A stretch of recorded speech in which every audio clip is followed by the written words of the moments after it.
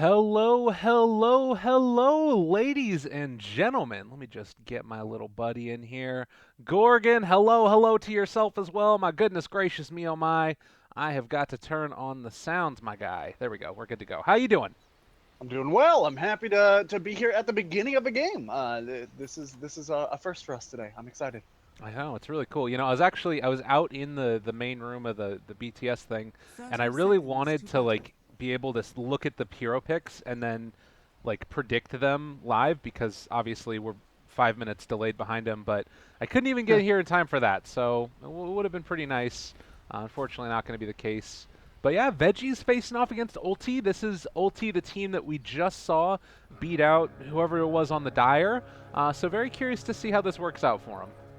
Yeah, so I did a little teeny The tiny bit battle of digging on begins. some of these guys during the break. We're looking at players that have around 2.5 to 3K matches each. Probably most of them sitting mid to high 3Ks in terms of MMR.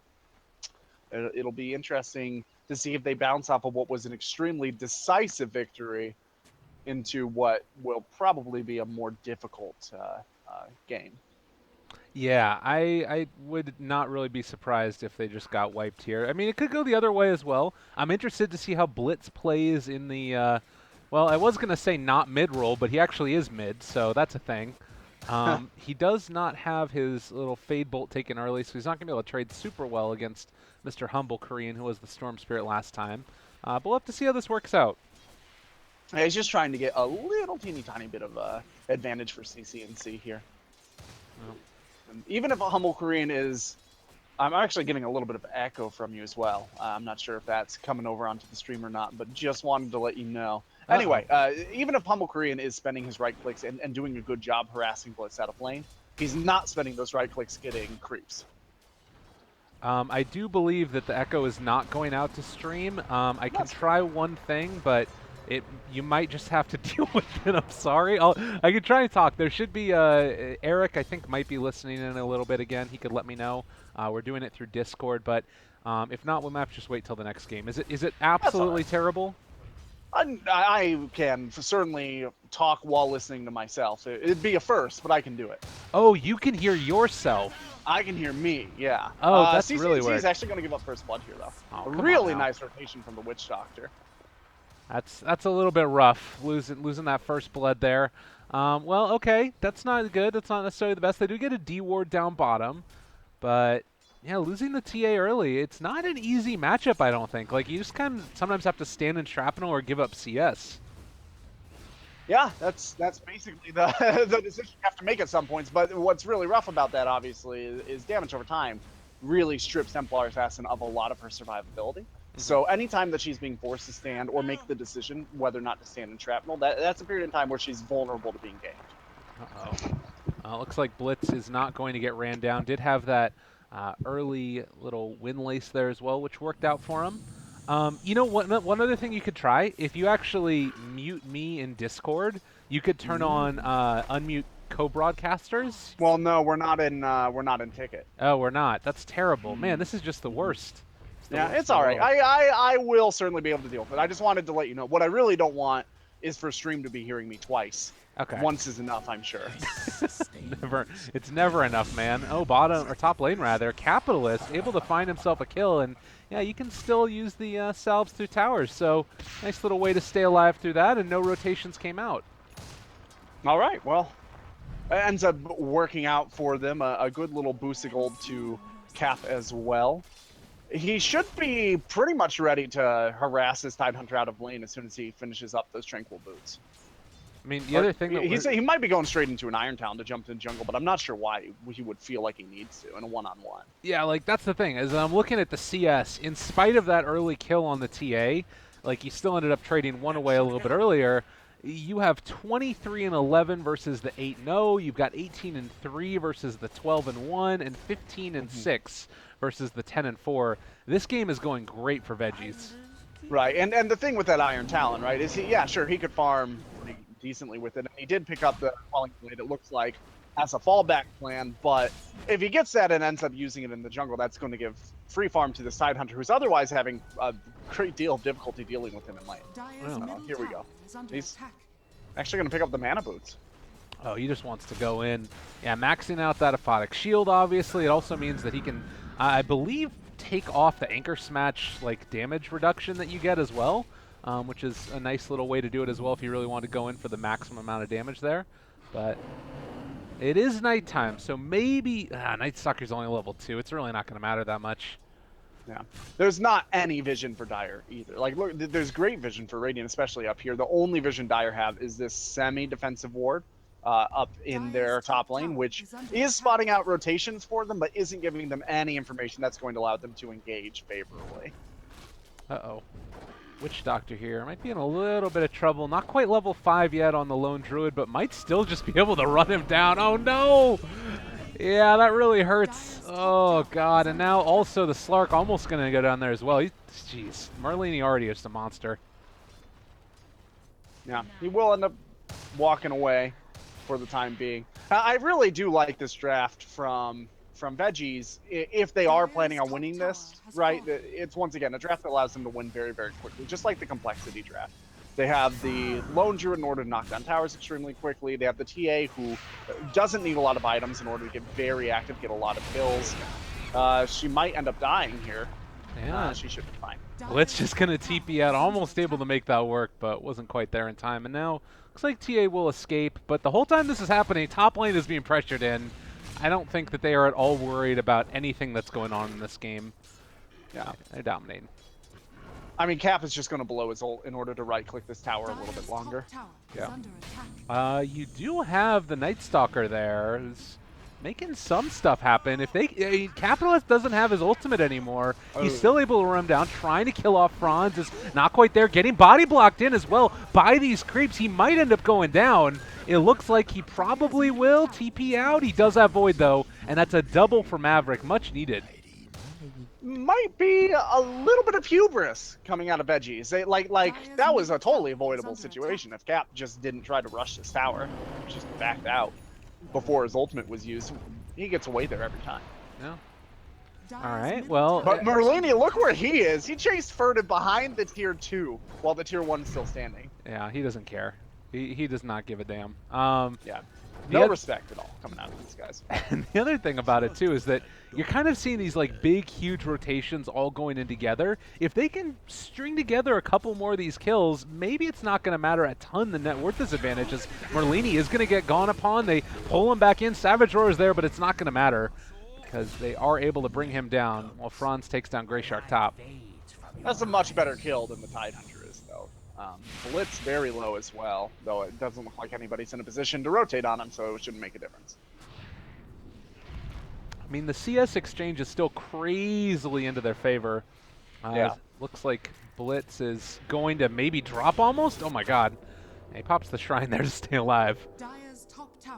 They are kind of triangulating around that area.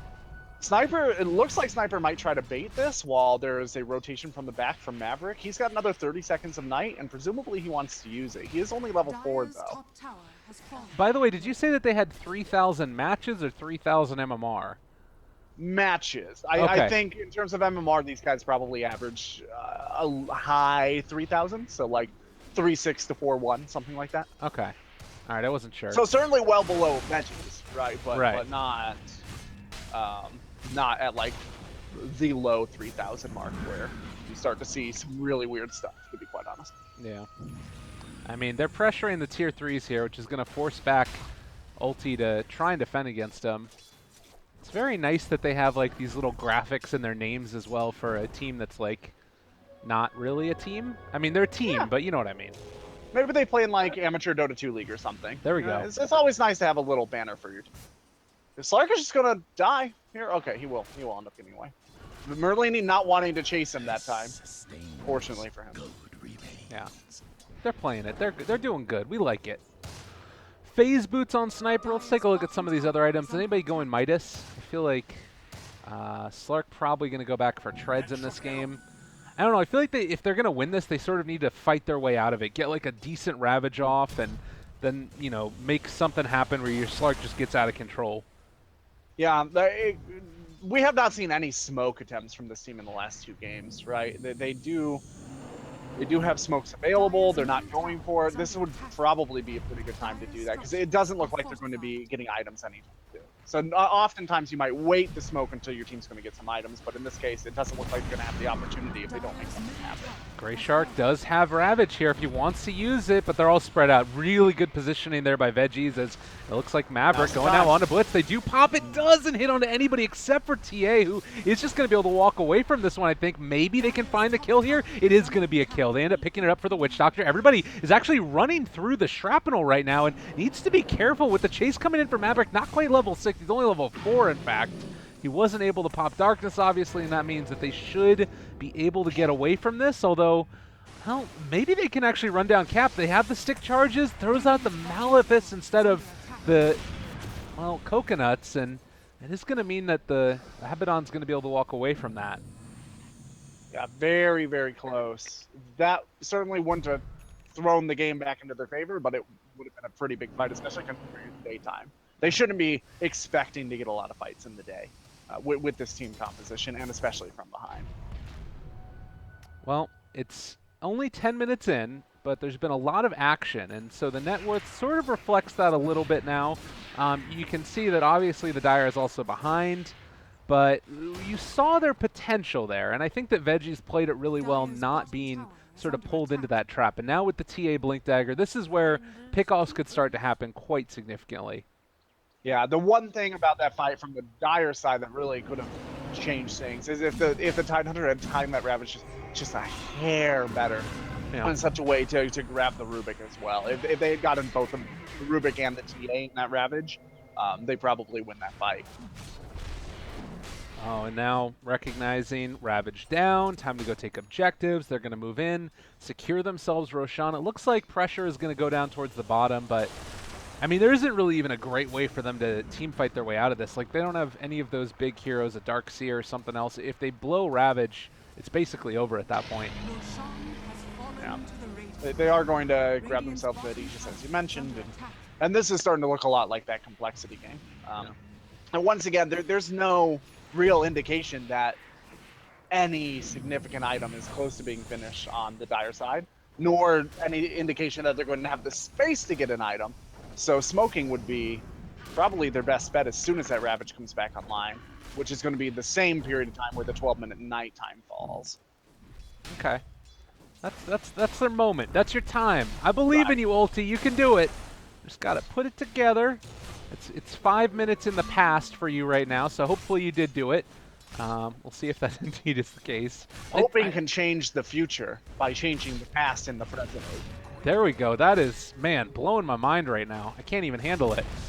They do get the tower killed, and it looks like now they're also going to be possibly moving down here towards the bottom. Like, they want to farm up these Ancients and get Tidehunter as first item, but still a ways away from that mechanism.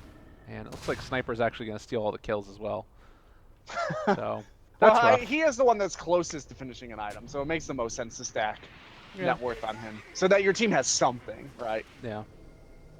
Tidehunter can walk in. He can walk in for a Ravage. Yeah. The Slark is getting sort of close to a Shadow Blade. He's about 1,200 off, but that's a long 1,200 when your opponents are just slow sieging your top at 1,250. You can see that also Veggies, they're respecting them a little bit. They're not completely overextending after those couple of kills that happened in the top lane, but very passive so far. Very, very passive. Dire's middle tower is under attack. I'm curious why the lull in action coming out of Radiant. Like, they're not waiting on any serious items.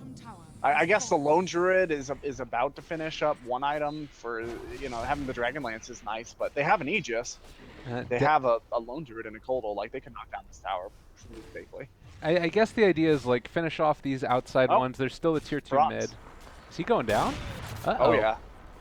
Maybe not. Does he have the jukes? Maybe, possibly, looking for it. They're covering the angles, and it looks like they should be able to finish him off here. Dark pack damage. Nicely done. Just eking that one out barely. It's a good bit of gold. It goes all to the Slark, which might be for the best, like you're mentioning that Shadow Blade. But we are about to have Deso up on TA, and it looks like the last tier 2 is going to be Dire's as middle well tower is taken. under attack. As CCNC is up front and center. Yeah, and here's the tower. There's just not a lot that that can be done. They have a Ravage, which can help them out on the high ground. Dire's middle But tower it has actually showed fallen. a lot of really good discipline for them to not try to defend that tower. Yeah. Something that's kind of interesting. I'm curious to see how it goes for pro teams in the future. But Abaddon actually, I believe, has the highest win rate this patch, if I'm not mistaken, in Which pub year? games. Abaddon. Certainly, well, it depends on your skill bracket, right? But he is higher in like 2-3K and 3-4K. He's a little lower than Tree and Protector in Okay. high ranked matches. I was think just he's looking at like the like overall 56%, and I think Tree and Protector is like 56.5 or something like that. ones. Okay, got it. It's a hero though that I think has a lot of potential, particularly in these type of lineups where you can just run heroes down and throw that aphotic shield onto your TA and let her go ham. But now a bit of a movement. Smoke gank moving in towards the Keeper of the Light. They're going to pop the ulti and also have the way to get on top of them. Blitz getting jumped upon here, and they pop the mechanism, trying to keep him alive. They are going to be able to kill him in that Shadow Dance. Now the chase continues over here in a lot of trouble. CCNC was on top of that sniper and already able to bring down one. A second goes down as well. So they lose 3 for Blitz. Not sure if that's worth it. Ravage is still up for Grey Shark here, but yeah, good decision for him not to take it. It does come at the cost of his life, though, and I mean, that was a DD TA the whole time. It was just unfortunate timing there. Yeah, and this is pretty much unrecoverable at this point. With the Desolator, their base is going to be completely gone by the time they're ready to fight again. Dire's top barracks are under 10 seconds away for the Tidehunter. Like, if they can somehow find some kills on the way out of here, Merlini, yeah, they're just not going to be able to do it. It's too much. Much too much. Yeah, okay. They are going back for the Shrine and presumably going to push out mid next. Okay. Keep our eyes on it. Taking a look at the way that the items are breaking down, there is now a Shadow Blade on the Slark. There is that Dragon Lance on Sniper. So that's something. I don't really know that the Shadow Blade is very useful in this particular context because it's not an especially good high ground defense item. It's really more of a out in the world sort of item. You want to be able to pick people off. Right. This is also, I was able to catch just the first moments of the draft, and I believe this was a first pick Tidehunter for ulti. I'm not sure about that, but it was in the earlier phases. Oh, track Dota. Baby. Capitalist is up on the high ground, hitting away at the tier 3. CCNC able to jump out. They still have the Mana Leak going as well. I mean, in theory, the Night Stalker is a pretty good answer to the Coddle, but they can just kind of keep the pressure on as CCNC continuing to get gone on there. Grey Shark taking a good bit of damage. They still have Ravage. It's a possibility. Yeah, he would have to hit the whole team pretty much, and they would have to blow up the TA before Abaddon can save her, and that's a pretty low percentage chance. There's the Ravage. Yeah, that's immediately gone. That's rough. And Rubik also stole it, so there's a counter Ravage, and yeah, this game is over. It looks like they're gonna finish it off right here. Maybe they back out. Maybe they just keep the pressure on. Like, Sniper is trying to hold his high ground, but this is a huge problem. All right, yeah, the huge problem is an understatement. Well, it's not honestly that big of a problem at this point because they're resigned to it. No, I mean, they're chasing. As you said, you can't change the future, and this is starting to look awfully set in stone. Yeah. All right, maybe possibly they find a kill. Can they get a kill before this game is over? Best day of my entire life. Oh, Maverick, that's so sad. That's so sad. Why would you say that? Oh, no. I mean, I guess getting beat on by these guys is pretty cool. But Yeah, if you're a big Dota fan, yeah, totally. All right, going that's up fair against enough. some of your heroes, your Dota heroes, or whatever, the people that you particularly like. I mean, no offense to veggies, but if these are your Dota heroes, Dyer's you got some. fall. I don't know. They're cool guys. It's great. I love it. All right, well, well played. It does look like veggies are going to take this one, and I believe that a complexity game is going to be starting up in just a second as well. But that'll be great. Let me see if that one is done yet. If complexity and veggies continue up this rate of play, we'll be able to bounce between them every 20 minutes. That's For true. the rest of the night. That would be great. That would be the best. And yeah, GG, well played, finally called.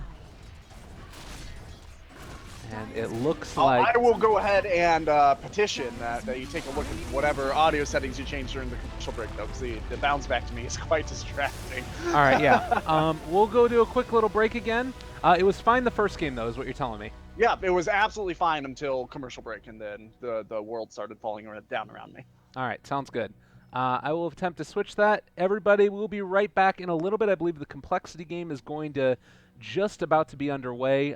They are in the lobby right now, but I'm not seeing it. Let me see if Team Red is doing anything. I haven't seen them yet. Team Red Dota, they're in hero selection. So let's do that one next. I'll shoot you the watch server, and then we'll take a look at that. We'll probably hop out of it halfway through, so that way we can either watch the complexity or the veggies game. But stay tuned, everybody. Myself, Lyrical, as well as the Wonder Cow will be back in just a little bit. We'll see you guys then.